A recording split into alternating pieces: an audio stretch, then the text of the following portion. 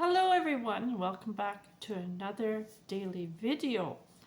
And today I'm going to read another healing testimony from Smith Wigglesworth. So now I'm going to read this healing testimony which took place in Africa many years ago. Our missionary work in the center of Africa was opened by brothers Burton and Salter, the latter being my daughter's husband. When they went there were 4 of them, brothers Burton and Salter, an old man who wanted to go to help them build, and a young man who believed he was called to go. The old man died on the road, and the young man turned back, so there were only 2 left. They worked and labored, and God was with them in a wonderful way. But Burton took sick, and all hopes were gone. Fevers are dreadful there, and mosquito swarms. Great evils are there. There he was laid out. There was no hope. They covered him over and went outside very sorrowfully, because he truly was a pioneer missionary.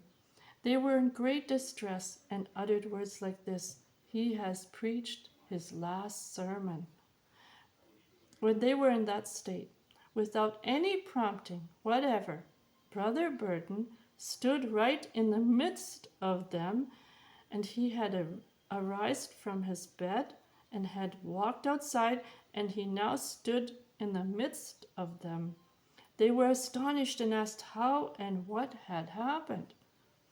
All he could say was that he had been awakened out of a deep sleep with a warm thrill that went over his head, right down his body, and out through his toes. "I feel so well," he said. "I don't know anything about my sickness." It remained a mystery.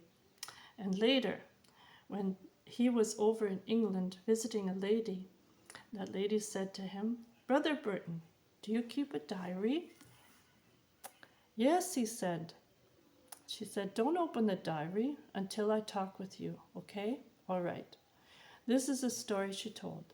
"At a certain time, on a certain day, the Spirit of the Lord moved upon me. I was so moved by the power of the Spirit that I went alone into a place to pray.